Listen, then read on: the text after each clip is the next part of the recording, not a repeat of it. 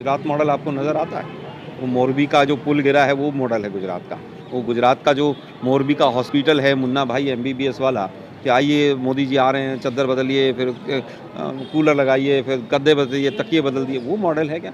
10,000 करोड़ का कर्जा इस राज्य पर था आज से 22 साल पहले, और आज 4 लाख करोड़ का कर्जा है। तो ये चाहे मोरबी की घटना हो, चाहे कोरोना हो, कांग्रेस पार्टी पूरी तरह से भारतीय जनता पार्टी के तमाम जो भ्रष्टाचार के और मुद्दे हैं उनको उखाड़कर फेंकने के लिए इस बार तैयार है। अच्छा, आप कह रहे हैं भ्रष्टाचार के मुद्दे, लेकिन भ्रष्टाचार के मुद्दे तो कहीं कहीं ना कहीं कांग्रेस की जो चुप्पी देखी जा रही है, उस साइड इशारा कर रहे हैं कि कांग्रेस की साइड इशारा कर रहे हैं। नहीं, कांग्रेस चुप नहीं है। कांग्रेस कहाँ चुप आपको नज़र आ रही है? कोई भी मुद्दा रहा हो, कांग्रेस ने ही सबसे पहले उसको उठाया है। चाहे वो किसानों का मुद्दा हो, चाहे वो भूमि अधिग्रहण का हो, चाहे 3 काले कानून हो, चाहे नोटबंदी हो, चाहे पेगासस हो, चाहे राफेल हो, सारे ही मुद्दे तो हम लोगों ने उठाए हैं। हम तो उनसे पूछना चाहते हैं मोरबी की एसआईटी कब तक काम पूरा करेगी? हम उनसे पूछना चाहते हैं 100 से ज़्यादा लोग कच्ची शराब पीकर मर गए, लट्ठा कांड हुआ, उसमें कौन ज़िम्मेदार है, कौन जेल में है? सर, मैनिफेस्टो आपने जारी किया है जो, उसमें किसानों की बात की है, युवाओं की बात की है, तो अब क्या है, ब्रीफ करके बताएंगे एक बार? देखिए, मैनिफेस्टो में हमने हर वर्ग को पूरी तरह से जिस तरह से टच किया है, लगभग 6.5 लाख लोगों से पूछकर हमने मैनिफेस्टो बनाया है। उसमें युवाओं के लिए रोजगार भी है, महिलाओं के लिए सुरक्षा भी है, किसानों के लिए न्यूनतम आय की गारंटी भी है, युवाओं के लिए रोजगार के साथ साथ हमने बेरोजगारी भत्ता भी शहरों में दिया है। उसके बाद ऋण माफ़ी की भी बात है, 300 यूनिट तक बिजली फ्री हमने करने की बात कही है। मुझे लगता है कि अब इस बार का मैनिफेस्टो केवल मैनिफेस्टो नहीं है, वो पूरी तरह से जनता का घोषणा पत्र लेकिन है। सर, एक तरफ आप कहते हैं अगर बीजेपी वाले नाम बदलने, तो आपने जो मैनिफेस्टो में एक बहुत अहम मुद्दा रखा है कि नाम बदलने का, देखिए, मुझे स्टेडियम का नाम बदलने का। शायद वो कहीं न कहीं समझने में फ़र्क रहा है। मैनिफेस्टो में नहीं लिखा गया है, लेकिन हमारा ये निश्चय है कि हम सरदार पटेल वाले जो स्टेडियम का नाम है, जो हम नहीं बदल रहे हैं, वो तो पहले से ही मोदी साहब ने बदला है, अपने नाम पर जो किया है। हम नहीं बदल रहे हैं, हम तो उसको केवल जो जैसा पहले था वैसा ठीक करने की बात कर रहे हैं।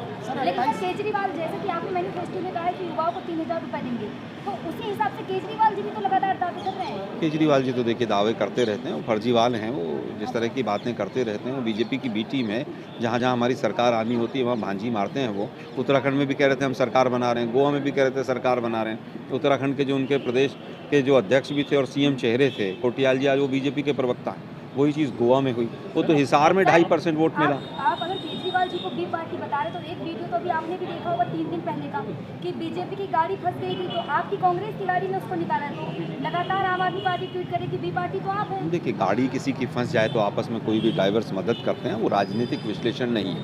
अच्छा, सर, आम आदमी पार्टी वैसे कांग्रेस के लिए घातक साबित होती है। इसमें कहीं कोई दो राय नहीं है। आम आदमी पार्टी और ओवैसी, चाहे उत्तर प्रदेश का चुनाव हो, चाहे शुरुआत दिल्ली से हो, चाहे उत्तराखंड से हो, जहाँ-जहाँ पर कांग्रेस की सरकार आनी होती है, वहाँ पर जाकर ये बीजेपी के इशारे पर पूरी ताकत झोंकते हैं। हम तो पूछ रहे हैं, आप लोग हिमाचल गए थे, हिमाचल से केजरीवाल जी क्यों भाग आए? हिमाचल में क्यों नहीं लड़ा चुनाव? केवल इसलिए कि बीजेपी ने कहा कि भाई वहाँ से छोड़ो, गुजरात जाओ, गुजरात हम हार रहे हैं और हमारी जान बचाओ। पंजाब में भी तो केजरीवाल सामने आपका सत्ता था। देखिए, सूपड़ा किसी का साफ नहीं होता है, ठीक है, वो हालात इस तरह के रहे। सूपड़ा अगर कोई साफ कर सकता है तो जनता कर सकती है, और जनता ने केजरीवाल जी के सरकार बनने के 1 महीने के बाद केजरीवाल जी को भी आईना दिखा दिया। लोकसभा का बाई इलेक्शन हुआ तो उन्हीं के कैंडिडेट को हरा दिया। तो जनता सूपड़ा साफ करती है, जनता के हाथ में पावर है। लेकिन सर, गुजरात है, यहाँ पे 27 सालों से लगातार बीजेपी है। कि इसमें कहीं कोई दो राय नहीं है कि बीजेपी है। 2002 से लेकर अभी तक भी मोदी जी जब आए, लेकिन हमारी सीटें भी और वोट परसेंटेज भी लगातार बढ़ा है। पिछली बार मात्र एक जिला सूरत, अगर वहाँ पर अच्छा परफॉर्मेंस हमारा हो जाता, जनता आशीर्वाद देती, तो हमारी सरकार बन जाती। 27 साल के बाद भी अगर जनता 80 सीटें दे रही है, तो स्वाभाविक है कि गुजरात की जनता का आशीर्वाद कांग्रेस के साथ है। जिस गुजरात मॉडल के दम पे भाजपा ने पूरा देश जीत लिया हो, उस गुजरात मॉडल को टक्कर कैसे देता है? देखिए, कहीं मॉडल है ही नहीं। गुजरात मॉडल आपको नज़र आता है? वो मोरबी का जो पुल गिरा है वो मॉडल है गुजरात का। वो गुजरात का जो मोरबी का हॉस्पिटल है मुन्ना भाई एमबीबीएस वाला, कि आइए मोदी जी आ रहे हैं, चद्दर बदलिए, फिर कूलर लगाइए, फिर गद्दे बदलिए, तकिए बदल दिए, वो मॉडल है क्या? 10,000 करोड़ का कर्जा इस राज्य पर था आज से 22 साल पहले, और आज 4 लाख करोड़ का कर्जा है। तो ये केवल और केवल दिखावा है, एडवर्टीजमेंट का दिखावा है। और जिस तरह से बीजेपी के लिए कहावत है कि गंजों को कंघी बेच दें, इनकी तो आदत है। लेकिन सर, कांग्रेस के तो बड़े-बड़े नेता भी छोड़ के चले गए ना गुजरात से, हार्दिक पटेल। मैं तो ये कह रहा हूँ कि हार्दिक पटेल के शायद केस वेस माफ़ हो गए होंगे, ईडी, सीबीआई और इनकम टैक्स 24 घंटे के लिए मुझे दे दीजिए। अगर आधे कैंडिडेट इनके विड्रॉ ना कर लें अपने फॉर्म्स को तो मुझे बता दीजिएगा। सर कहा तो ये भी जा रहा है कि पार्टी नहीं संभाल पा रहे, भारत जोड़ने निकले। नहीं, कहने को वाले तो कुछ भी कहेंगे और भाजपा तो कहेगी। भारत जोड़ो यात्रा में लाखों लोग साथ चल रहे हैं और दुर्भाग्य है कि भारत का जो मीडिया है उससे दूर है। गुजरात में राहुल गांधी जी आएंगे? ज़रूर आएंगे और जल्द आएंगे और सबसे पहले आप ही लोगों को बताया जाएगा।